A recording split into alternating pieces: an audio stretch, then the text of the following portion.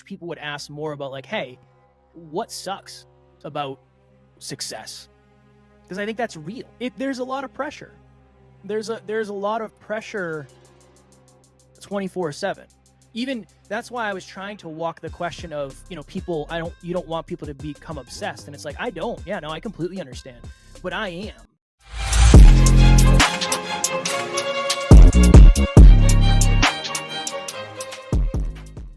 Kevin, thank you so much for being here and welcome to the show. Thank you so much for having me. I am excited to chat and see where we go with our conversation. In today's world, there is so many information of what we should do, of what we should add to our lives.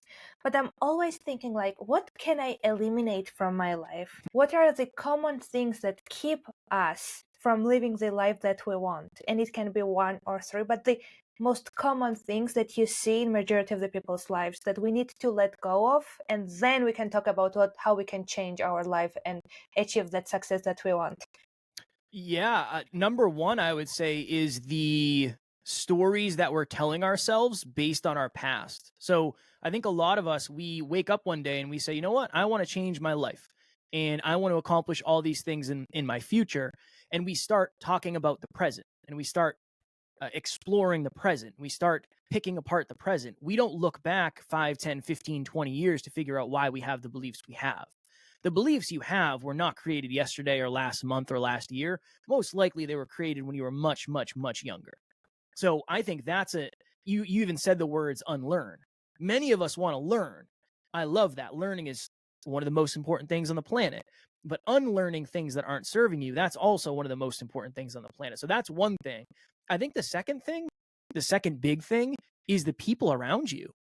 I have met so many people who they're so afraid to be themselves around the people that they want to be themselves around, that they should be able to be themselves around. And if you can't be yourself around the people that you love and that love you, where are you supposed to be yourself? How are you supposed to be authentic?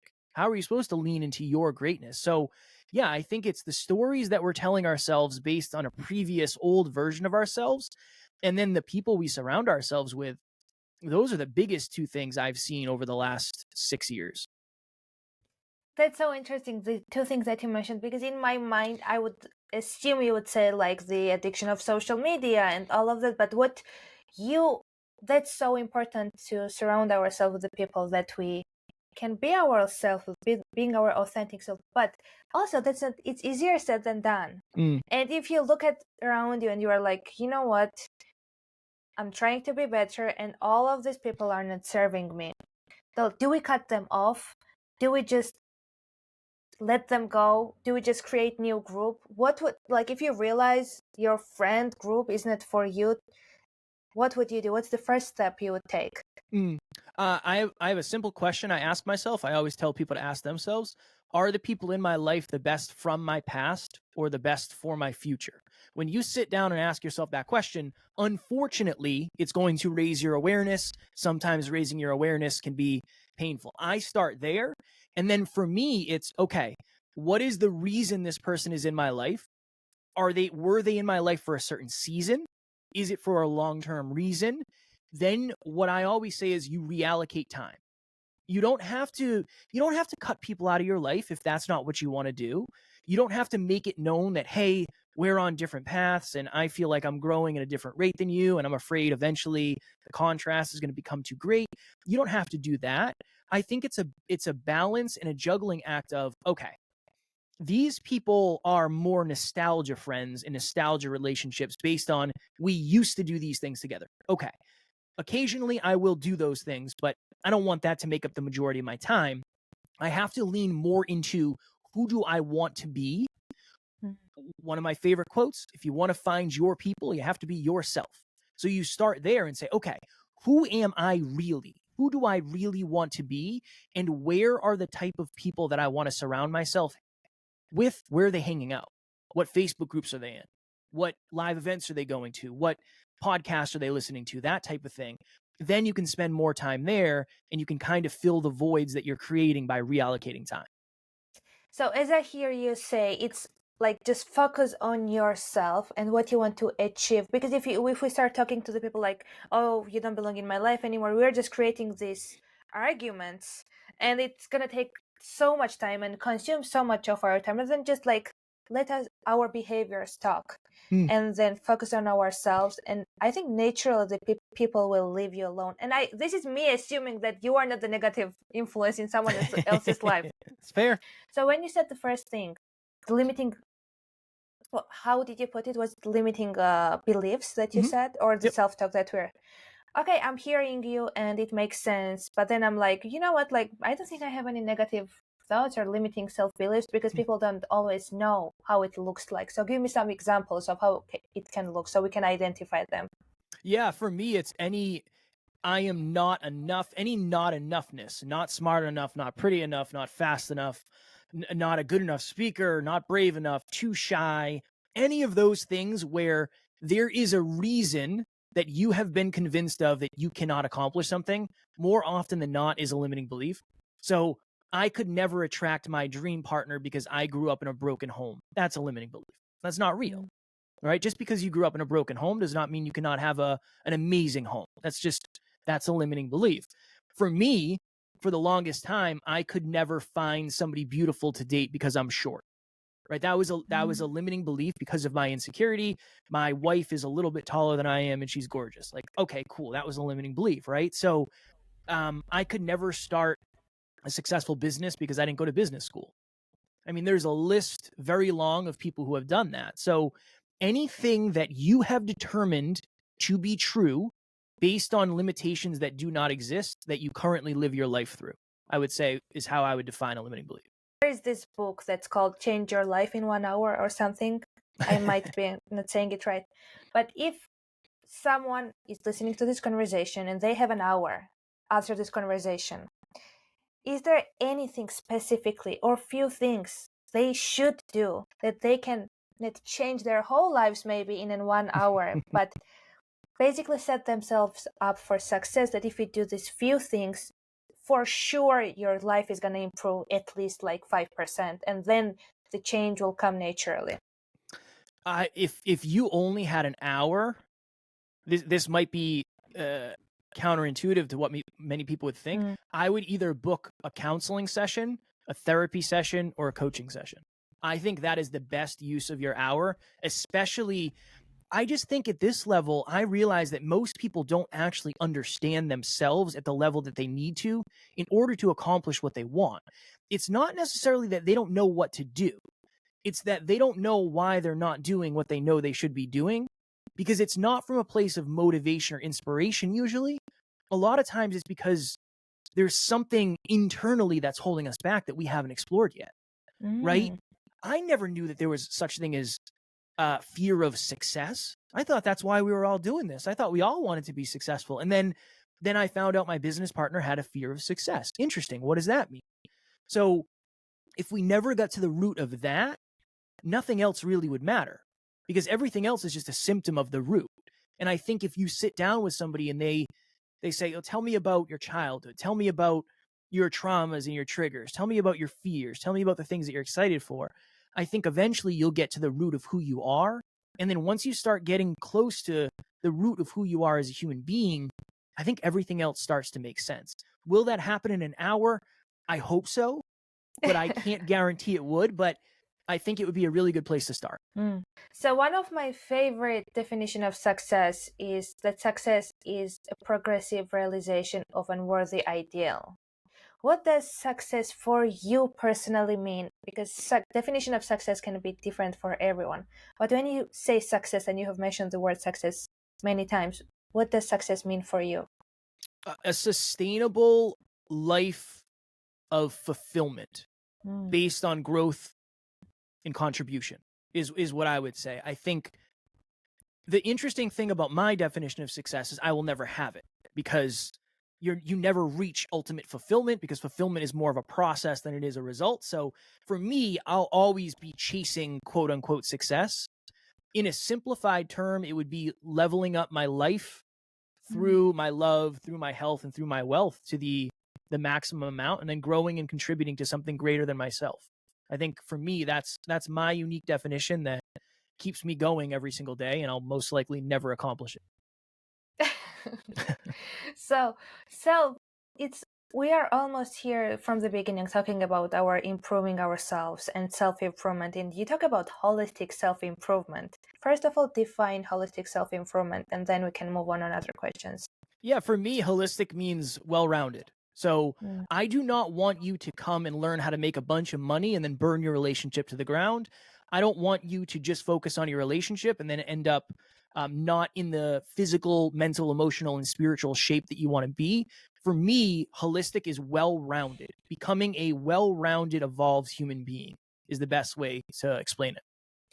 I like that because sometimes when we can focus on making the money or the business or at improving even the relationship, we can forget other areas of our lives. And you mentioned like the first few two steps, which is like letting go of the people or creating better environment for ourselves and limiting self-beliefs. What are some other things that we can do that we are on this journey? I want to have a balance.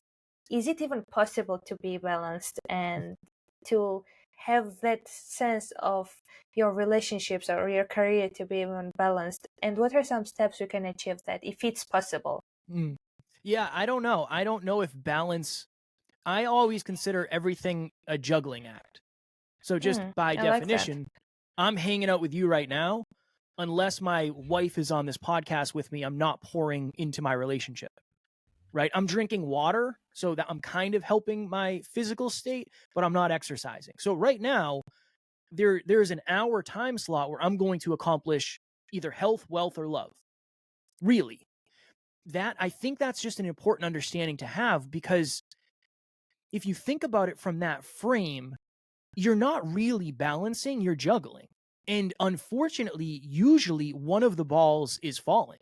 One of the things that we're juggling is usually lagging behind the other two.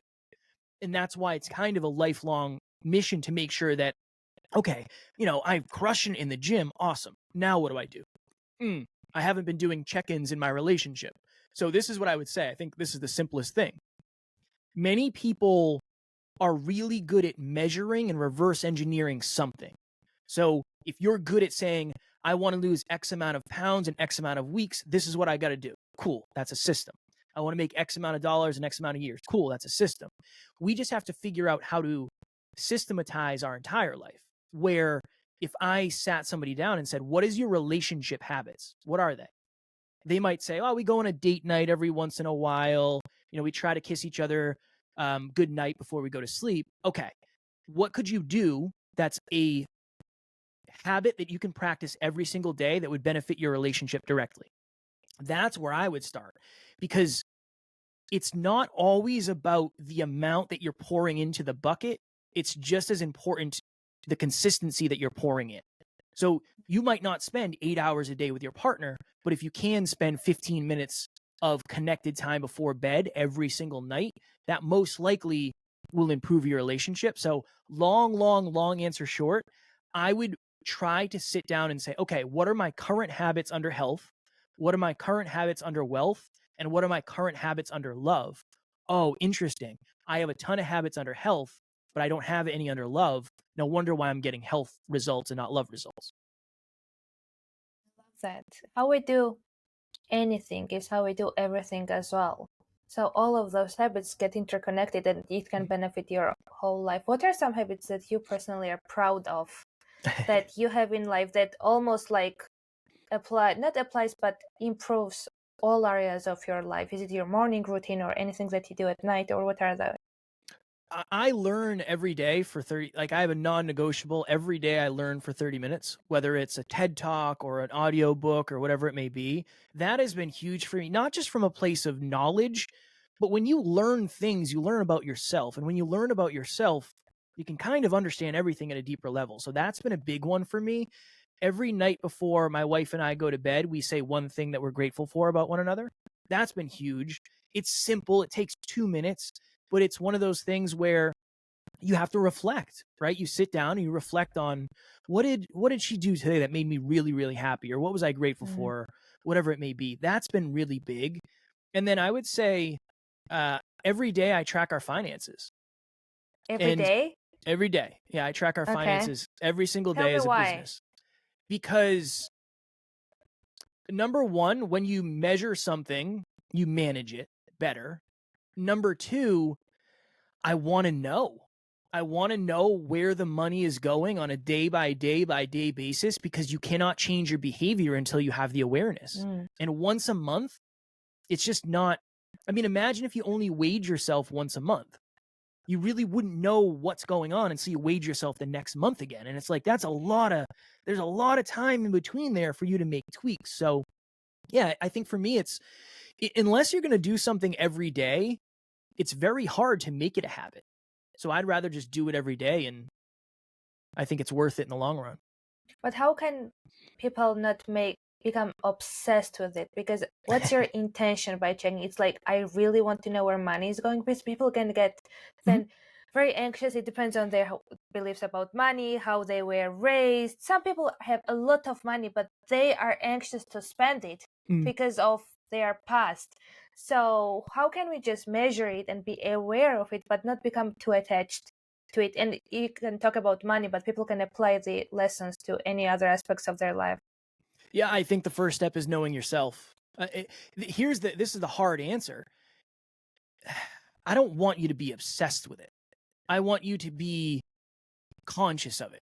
So you have to decide, maybe for you, you don't do it every day. Maybe whatever is the most sustainable in the beginning. That's what I would say. My 3 words for success are sustainability, consistency, and then improvement. Whatever you can do sustainably to start, and then you can eventually elevate into consistently, and then eventually you can elevate that into something that you're able to improve as you go. Maybe for you, it's once a week. Maybe for you, it's twice a week. I would say you should start with what's most sustainable and what's healthiest for you, just because it's personal. Even to your point in the very beginning, like, it's everything is, I don't want to blanket statement something for somebody that might not work. So it's very personal to you, your beliefs, your triggers, your traumas, your experience, your, all of that. That's what I would say. Start with what's sustainable. You can always elevate. And you mentioned you learn. Share how you learn, because I'm always on hunt of learning in a better way. So when you say I'm learning for 30 minutes, are you making notes? Are you remembering things, or are you just listening to things? It's usually I listen to things, and then when I'm able to practice them, I'm a kinesthetic learner. So when I do things, I learn them pretty quickly. When I am listening to a book about business, and then I'm able to somehow take what I've learned and then bring it into real life and then see how it all connects, now that's something that's like locked in my mind. So for me, I will sit down and say, okay, where am I in life and what do I need to learn the most about? Okay, relationships. All right, cool. Let me learn this book. Let me, listen to it. I listen to most of my content. And then next time my wife and I have this situation come up, let me use what I just learned. Interesting. Now I have the proof of concept. Cool, it works. All right, now I can lock that in for a tool that I can use later. That's usually what I do. I'm an audiobook guy. YouTube channels I'll watch, but predominantly audiobook. Then when I get the opportunity to bring that into real life reality, that's usually when I'm able to kind of lock in the lesson.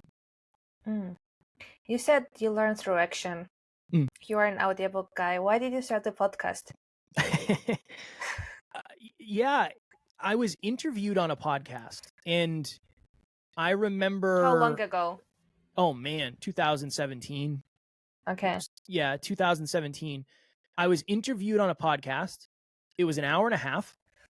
We got to the end, and I said, imagine if you could do that for a living. And my buddy said, I mean, there's people out there that do. And shortly thereafter, I went and got all the equipment and figured out how to do it. I was very inspired by Joe Rogan at the time, as many podcasters were back in the day. That's, he's responsible for many people starting shows. And I felt like I had a unique perspective that could add value. I definitely don't know it all. I'm a mess behind the scenes. I have my days just like everybody else. But I felt like I wanted to ask unique questions that people might have been too afraid to ask themselves or other people. And that was the beginning for me. I wanted to know what made people tick. Like, what are you afraid of? What do you love? If you had all the money in the world, what would you do? What is your biggest regret?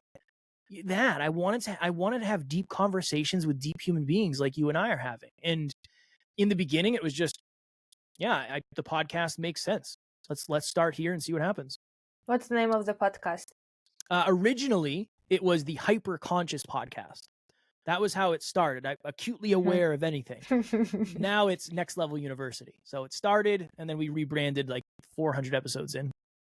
And now you have more than 1,000 episodes? 1,280, I think, as of today. Oh my god, that takes...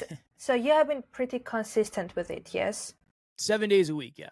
Yeah, every day. Do you think which one is more important for you as a host to grow, ask right questions, or to just, if you have to prioritize, both is important, or just being consistent with something that you do? I would say consistency trumps almost anything else. Okay, why is that?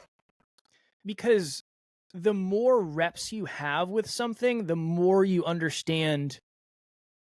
Honestly, the more you understand what doesn't work. I think a lot of people are focused on what does work, and that's awesome. But when you do 1,300 reps of something, you figure out like, oh, that doesn't matter at all. That thing that I thought mattered, that doesn't even matter. Like, we shouldn't even put any time there. Okay, cool. Where can we put that time to better use? So there's something that I always use this analogy. In level 1, so on your first podcast episode and your first coaching call and your first photo shoot, whatever it may be, you're going to learn a lesson that you're not going to use for like a year. But if you don't continue the mission, the journey, the purpose for the next year, you're going to be convinced that you never learned any valuable lessons. But that's why consistency is so important. Because when you get to level 5, level 10, level 15, that's when you're able to go back and say, oh, yeah, I remember on level 1, I found this tool. Yep, this is exactly where I was supposed to use it. You can't replicate that if you don't have consistency. So I think consistency can fill in the gaps for lack of talent. It can fill in the gaps for lack of awareness because you'll become more talented, you'll become more aware. So I think it's everything. I agree. Instead of going and of course, coaching is important, learning is important, but I would also be like, okay, let's do it as often as you can, because you will naturally learn through the action. Oh my god, I don't remember who said it. There is this short film about creativity by, I don't know how to, I remember his name. I don't know how to exactly pronounce it, but it's either Ira Glass or Ira Glass. And he talks about how we go into this game, whatever it is, because we have a good taste. And in the beginning, because we have a good taste, we know that whatever we are creating isn't as good as we want it to be. But the taste that we have is a killer. And the more that we do, the gap between who we are and who we want to be will be shorter and shorter, and at some point we will be there. So what you said is really connected to that, do things as many times as you can, as often as you can. And I also love how you said it's important to knowing, even if it's a relationship, even if it's business, what is not working, rather than only focusing what's working. So you have done so many episodes and you have been guest on so many shows, and I'm pretty sure you are not a judgmental person, but there might be something, I wish people would ask me this question more. I wish people would cover this topic more. What is that topic that you wish people ask you more questions about? I hope I'm hoping this answer will surprise you as well. What sucks about where you are? Everybody talk and I love it. Everybody's like, oh, you have episodes and you're successful and you have this podcast. And it's like, yeah, but I'm not doing you a service if I convince you that life is great every single day and it's easy and I just show up and things happen. I think that's disempowering if I let people believe that.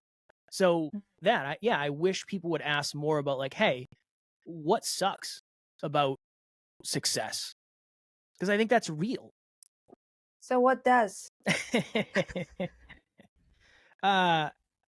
There's a lot. And again, I'm grateful. So I don't want you to think I don't want to be But where we I have am. to talk about all of those things. As I Of was course. talking about the parenting expert, not expert, but I was asking questions. I was like, I'm a parent. I have to talk about the things that sucks about having a child. It's not all like, oh, this is so sweet. It's Right. not. It's hard, and we resent our children sometimes, and we get angry at our children. And all life is that way. So if people are highly sensitive, they just can't stop listening to this conversation.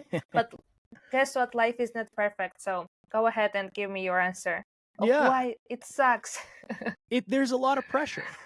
There's a lot of pressure 24/7. Even that's why I was trying to walk the question of, people, you don't want people to become obsessed. And it's like, I don't. Yeah, no, I completely understand. But I am. I am obsessed. It's very rarely the thought of what I'm doing very rarely goes away. Like it's usually the first thing I think about in the morning, and the last thing I think about before I go to bed is like, okay, what does this all mean? How do we get better? How do we help more people? So there's a level of pressure that I didn't understand came with this. I had no idea that. I mean, yeah, I have time freedom because I get to make my own schedule, but I'm booked pretty much from 9 a.m. until 6 p.m. every day on calls and stuff. And again, I do not want you to think I'm not grateful. I'm very grateful. But I think many of us are sold a lie that if you become an entrepreneur, if you become a successful business owner, your life is going to get drastically easier. When in reality, for the first 20 years, it's not. Not for most of us. For most of us, we have a running joke on the team. I used to work a 9 to 5. Now I work 24/7. It's like, that's the way it is in the beginning. But most people aren't told that. They're sold this sexy lie. And I just want to make sure I'm truthful with that, because I don't want anybody to think they should be doing what we're doing just because I make it sound cool, because there's downsides to everything. And I used to believe the saying that if you love what you do, you never work a day in your life. I don't believe that anymore, because there's always going to be mud with everything. When you're planting flowers, you got to dig up the dirt. And sometimes digging up the dirt sucks. The flowers come out and they bloom and they're beautiful, but there's a lot of work that goes into that behind the scenes. So that's what I would say. You are a guy full of surprises. Well, thank you. I appreciate it. Hopefully good ones. No, good ones. Because what I expect you to say is always different than what you actually say. It's not that I have expectations, but you subconsciously have some sort of expectations. So I also believe that when you do what you love, you are not going to work a day in your life. So now you ruined that for me. Thank you. I'm sorry. Is it because of the responsibility thing, or is it because you become more busy? Which one is harder to juggle? The responsibility part? I would say they're similar. They're similar. It's the thing of like, this is awesome. I love this. I love this. Like right now, this isn't work. But after this, I have other things to do, right? Like there's a lot of things that I do on the day to day that aren't me in front of the camera that nobody will ever see. And sometimes those things do feel like work. Yeah. I mean, I didn't start a business so I could be in spreadsheets all day, but I oftentimes am in spreadsheets. Now, but here's the thing. That is what is required for us to succeed at the level that we want to succeed at. So I'm okay with that. That's just par for the course. And I just think that, I think for some people, it's almost like for some people, they think success, quote unquote, whatever that means to them, is just they have to do all the stuff they hate forever. I don't think that's true. I think there's other people on the other end that think success, quote unquote, for them is I only do what I love all the time. I don't know if that's true either. I think the truth is somewhere in the middle, where you find flow and you find abundance and you get inspired to do things, but you also overcome the resistance of doing the stuff that you don't necessarily want to do, but you know you should. I think that's the juggling act that we were talking about earlier. I think that kind of has parallels through all facets of life. I really do. I don't think I've ever heard anyone else say that, because it's all like, do what you love, and it's all, as I was talking about parenting, when you do what you love, it's all easy. And what you are saying I can connect it to me writing a book. I love the writing process. I hated reading it all over and over and over and over again. I had read my own book so many times, I don't even go back to it because the only enjoyment I got was from the writing. So it's like I had to do that in order for a book to be ready to be then for editor to edit that. And I think there are things in life now that I look back that I loved doing it, but I didn't just like certain aspects of it. Yeah. So for you, is it like a vision that keeps you through it when you are doing the parts that you don't really enjoy? Is it a vision or what is it for you? What's your self-talk at that moment? This is what I have determined as a requirement to achieve the level of success I desire. That's it. It's either, Excellent. I was a bodybuilder for years, and it was always that of like, I know you're hungry, and I know you don't want to go work out and you don't want to do cardio, but if you do want to win the show, this is what you must do. If you don't want to win the show, that's fine. You don't have to do it. That I try to have that type of candor with myself because I do believe I know what it takes to achieve the goal. It's just a matter of whether or not I want to do it. And I think that's the important thing. And the reason I try to stay in the middle is because I've met so many people who do say, well, I'm only going to do what I love and I know things will come to me. And it's like, I love that. I hope that happens for you. But then I check in with that person 2 years later and none of the things that they wanted came true. And it's like, interesting. I also know people on the other end that are hard-headed and they work 24/7, but they're not in touch with the spiritual side of themselves and they're not in touch with their intuitive side of themselves. And they end up burning themselves out and not having relationships. So I'm not saying it from a place of judgment, and I appreciate you framing that. Yeah, it's not from a place of judgment or anything. It's just, I don't know if you can really live on either end of the polarity. Really, I think ultimately aiming for harmony is probably the most sustainable way to win. Everything you say is like like a light bulb moment I in my appreciate that. hand. I appreciate that. I'm trying. I got a lot of episodes, so I have a reputation to uphold. I can tell that, and I love when the podcast hosts are the guests because you can tell not only by looking at you that your background is amazing and all the equipment is amazing, Thank but the way they give you information, the way they like almost package what you want to hear, it's like so easy to understand, easy to digest because they had a practice. And I can see that you have thought about things that doesn't work and what works because the way you are giving me answers. I appreciate So it. I mean, I like that. What do you think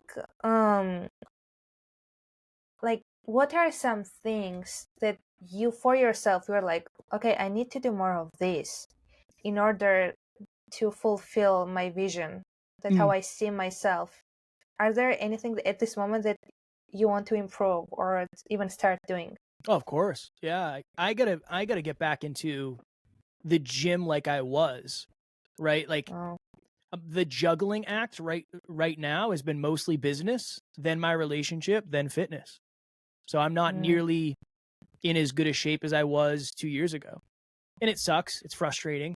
But it's that conversation of here's why. This is why. Here's the cheat code. I am not in as good a shape as I was 2 years ago because I am not doing what it takes to be in as good a shape as I was 2 years ago. I'm just not. I'm not eating the same way. I'm not exercising the same way. I'm not as disciplined when it comes to exercising. Right? So yeah, for me, that's one thing. That's a big thing. But I really think the through line of my journey has been this is the self-talk. Kev, I know this scares you, but you are more capable of doing this than you realize. That's really kind of been my journey. Is I did my first speech long before I felt ready. And then after I was like, wow, I did really well. I wish I did that sooner. Okay, cool. And then I did another speech, and then coaching was the same thing. So I think for me, it was always, I'm very blessed because I didn't have a lot of people in my life who didn't believe in me. I didn't believe in myself. And that was the biggest thing holding me back. So I had to consistently fear chase. So figuring out what my fear is, figuring out, did I create this fear? Is it even real? And then what is the first domino in me facing that fear? That's really the most consistent thing I've probably done over the last 6 years, however long it's been. So that's a really conscious habit I have. You're just saying something about you believing in yourself. We can also call it self-trust. And in my life, like I almost have the same challenge because and my mom believes in me so much I get annoyed. Every time I say I'm gonna do something, she doesn't have any reaction because she knows I'm gonna do it. And I'm like, I want her to be like, oh my God, this is so good. But she's like, I know you're gonna do whatever you are saying. And it almost demotivates me. And I'm not doing it for anyone else. But like everyone around me is so trusting and having belief in me that sometimes I even lose the belief in myself. I know it doesn't make sense, but this is how it is. How do you personally build that self-trust and self-belief when you don't have that, or maybe you are disconnected from it? Yeah, it's an interesting question, and thank you for sharing that. It's I don't know. For me, I've always tried to understand that nobody has any idea how I think about myself. So I've had a lot of people in my life that are like, "I believe in you, Kev. You can do it." And it's like, I don't know how you could possibly believe in me because you don't even know really what I'm doing behind the scenes. So I think that's more an energetic opportunity to support than it is real. So I think Mm. those are like just emotions and feelings, which for me, it's like, I appreciate that, but I don't know if you could possibly understand what I need because I don't even know what I need. So that's just part one. I try to look at the most recent and relevant proof. So just as an example, I went on a podcast recently and it was, I don't remember which one it was, but I was sitting down with like a psychologist, like a very high level psychologist. And I was like, I am in over my head. There is 0% chance this podcast is going to go well. This is going to be terrible. That's what I was saying to myself before. But then I said, well, what is the most recent and relevant proof that I have? 2 weeks before that, I was on a podcast with somebody who was going to be a doctor for NASA. So like this person was like a space doctor. I didn't even know that was a real thing. And I had the same conversation with myself before that. And I said, what's the most recent and relevant proof? You did a podcast with this person a month ago. Whenever I have high levels of self-doubt, usually I just talk to myself and say, okay, this isn't real. This is your default setting. My default setting, unfortunately, hasn't been rewired yet. And my default setting is for me not to believe in myself. Now I have to look at the most recent and relevant proof that disproves that. So luckily for me, I have a lot of episodes that disprove that. I always do that. I look at data. I want to look at data and I want to make my decisions based on data, not on emotions and scarcity. I love that you have collected the proof of why we should trust ourselves. And for me, it was like there have been a few episodes when I felt like this is the worst that I have done and gotten the best feedback ever. And I was like, are these people crazy? Like, are they serious? And then I realized that just because someone does not having the like best impressions while I'm talking to them doesn't mean they are not enjoying it. And then I stopped judging the quality of the conversation by, for example, what kind of face you make the question when I ask you some question. Because the people that I thought were having the worst time, they told me they had the best time ever, that they have not had this conversation this good for years. And I was like, oh my God, what is happening here? So I love that you are saying like proof instead of just telling to ourselves. That's why I think sometimes mantras doesn't work, because we're just saying, I'm so happy, when we don't have proof and our brain needs proof. And that's really important. I know, even though my questions are really interconnected and connected to success, they are also all over because I'm just so excited to talk to you. And I want to ask you all the questions. Please. But before I ask you to where can people find you, is there anything you just want to add this conversation, almost like to make it complete? Because I might not have gotten the chance to ask you the question, or maybe ask you the question about something that you specifically want to talk about. I appreciate it. One thing we've been diving into a lot lately is the difference between self-belief and self-worth, just as an example, as a story, this is the question I always ask people. And if you and I were behind the scenes, I would ask you the same thing. On a scale of 1 to 10, how much do you believe? How much do you believe you are capable of? How much do you have trust in yourself that over the next 20 years, you could build a magnificent castle, a beautiful castle that overlooks the ocean on this giant hill, and it can look however you want. You can have animals and plants and all this stuff. And somebody will say, on a scale of 1 to 10, I believe level 10, I can do that. Awesome. Self-belief is not your problem. On a scale of 1 to 10, how much do you feel like you deserve to live there, though? How much do you feel like you deserve to have the beautiful landscape and the view of the ocean and the safety and certainty that that provides? Sometimes people will come back and say, oh, I could never deserve that. Interesting. I think you have more of a self-worth issue than you do a self-belief issue, but it has been disguised as self-belief. So I know that's deep. That's like, there's a lot there, but yeah, I would sit down with yourself and ask yourself, on a scale of 1 to 10, how much do I believe I can reverse engineer and accomplish an outcome versus how much do I feel like I actually deserve to reap the results of that outcome? That's very important. I even have a tattoo here that says, I don't know if you can see, like, I am enough. Because it's so important to remember that I am enough and to create, like, for me, that worthiness is foundation on which we build on. And if the foundation is not right and if you don't feel worthy, no matter, as you said, how much you believe in yourself and how much you have the skills, if the foundation is not right, it all gonna just crumble. And 100%. Yes, so that's very important.